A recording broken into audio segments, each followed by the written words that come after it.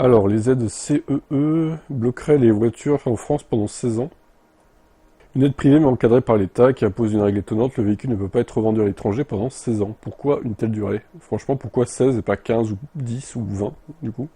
Ce chiffre correspond tout simplement à la durée maximale de validité administrative d'une carte grise française. En clair, si vous achetez une voiture avec cette aide, vous vous engagez à la conserver matriculée en France pendant toute sa vie administrative. Impossible donc de l'exporter, même si vous déménagez ou que vous avez trouvé en toute légalité un bon client à l'étranger.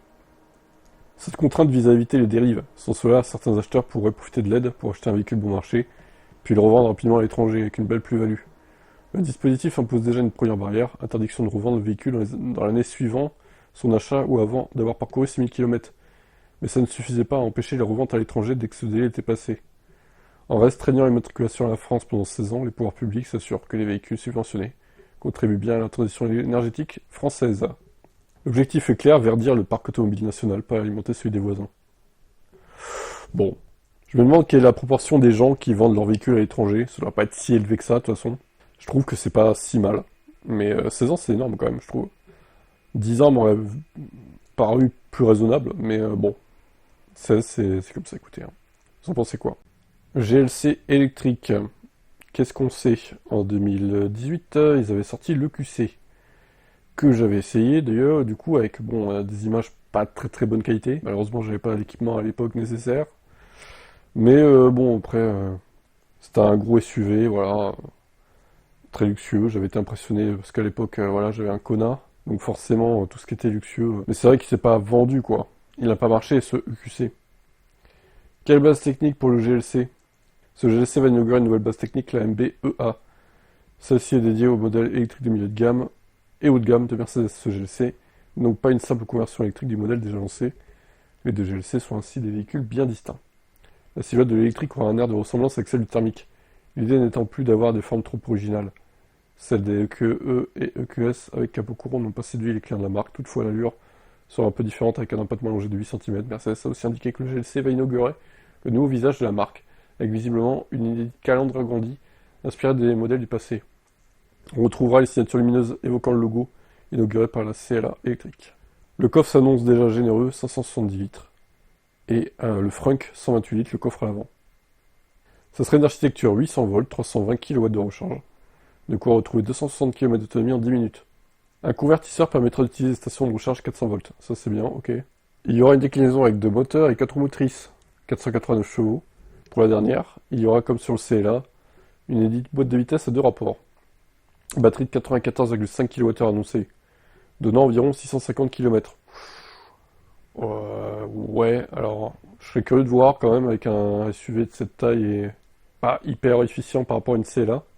Peut-être, hein, peut-être, mais j'attends de voir les essais réels. Tablons plutôt sur 550-600, allez maxi. A noter que le véhicule a une capacité d'embarquage pouvant atteindre 2 tonnes 4. Il pourrait être équipé de roues arrière directrices et d'une suspension pneumatique reprise à la classe S. Ok, bon, le prix évidemment sera cher. La CLA commence à 52 900 € avec une batterie de 85 kWh. On imagine donc un prix qui est vers 60 000 €. Hein. Il sera présenté le 7 septembre, on en saura plus à ce moment-là dans un mois. Livraison autour du premier trimestre 2026. Eh ben rendez-vous le 7. Ah, ça fait longtemps qu'on n'avait pas fait une batterie révolutionnaire. Ça nous manquait, ou pas. La start-up allemande Norxy, spécialisée dans le développement d'anodes en silicium, vient de lever 10,7 millions d'euros pour industrialiser la production de cette technologie. L'entreprise estime que le silicium a le potentiel de révolutionner le monde des batteries. Si le projet voit réellement le jour, il s'agirait d'une première mondiale. La jeune pousse d'y avoir surmonté le principal obstacle technique via cette technologie de la fragilité mécanique des anodes. Le silicium, bien qu'il puisse stocker jusqu'à 10 fois plus de lithium que le graphite, se dilate et se contracte fortement lors des cycles de charge. Ce phénomène réduit la durée de vie des batteries. Pour contourner ce problème, Norxy a mis au point un procédé avec dépôt par trempage, revêtement sur feuille de cuivre et traitement par lampe flash. La technique permet de créer une nanostructure stable entre le cuivre et le silicium. L'intérêt est double, accroître la densité énergétique des batteries sans augmenter leur taille et réduire le temps de recharge, seulement 10 minutes pour un 20 à 80%. L'utilisation du silicium pourrait par exemple permettre de caler une batterie de 145 kWh dans une Ioniq 5, et cela sans que ça change rien en termes de poids ou de taille. Ah ouais, là c'est du concret les chiffres, ok. L'autonomie pourrait donc dépasser aisément les 1000 km, et comme les besoins matériaux critiques sont moindres, la batterie devrait également être moins chère. Le silicium offre également des avantages stratégiques Contrairement au graphite, dont la chaîne d'approvisionnement est dominée par la Chine, il est abondant et accessible. Cette indépendance pourrait renforcer la souveraineté industrielle européenne, à l'heure où le vieux continent cherche à rattraper son retard dans le domaine des batteries. Donc la Unix 5, pour rappel, elle a 85 ou 84,5, je crois, dans maximum. Donc ça rajouterait 60 kWh, alors que ça changerait pas du tout la capacité de la voiture, ni le poids, il n'y aurait pas besoin de changer quoi que ce soit. Et effectivement, l'autonomie, du coup, incroyable. Franchement, ça serait idéal, cette technologie. Maintenant, sur le papier, encore une fois, c'est beau. J'attends de voir en vrai ce qui peut se passer. Et voilà. Si les chiffres déjà sont corrects, et si c'est potentiellement commercialisable. À voir, mais bon. On nous a déjà promis bien des batteries révolutionnaires dans le passé. Ça vient toujours pas, hein. Et si la TVA des voitures électriques était réduite de 20 à 5,5%? Ouais, bonne idée ça. Il y a quelques jours, Gabriel Attal proposait de réduire la TVA sur les VE. La taxe sur la valeur ajoutée passerait ainsi de 20 à 5,5. Découvrez comment cette mesure pourrait affecter le prix des acheteurs. Au début du mois, le système de bonus écologique était réformé. Désormais, ce sont les fournisseurs d'énergie qui subventionnent l'achat des voitures propres. Il y a quelques jours, Gabriel Attal dévoilait une série de propositions, notamment en matière de transition écologique. Parmi elles, l'ancien Premier ministre évoquait une baisse de TVA sur les VE. Il affirme: nous devons avoir une écologie de la voiture. Baisser la TVA sur les voitures électriques de 20 à 5,5, tout en veillant à ce que cette baisse soit répercutée sur le prix et non pas empochée par les constructeurs. Oui, ça c'est très important par contre. Mais comment contrôler ça? Cette mesure ne viendrait pas s'ajouter à l'actuel bonus coup de pouce, la baisse de TVA remplacerait l'aide à l'achat. Ah oui, d'accord, bon.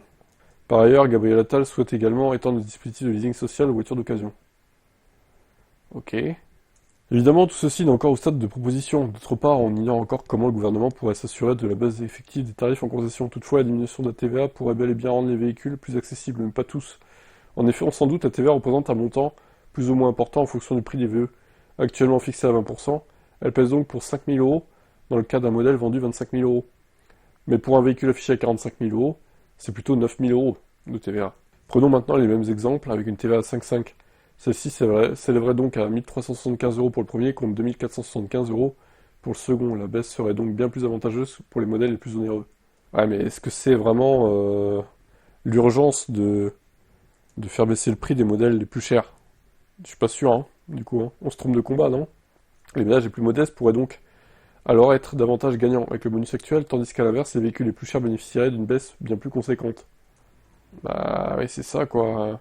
Le CE est mieux pour les petites voitures pas chères, en fait, en termes de proportion, de baisse. Sinon, tu laisses le CE pour les voitures en dessous de 30 000, à la limite, plus la baisse de TVA, et les voitures au-dessus de 30 000, bah, tu enlèves le CE. Voilà, comme ça, je pense que ce sera un bon compromis en vrai. C'est la solution qu'il faut faire, à mon avis.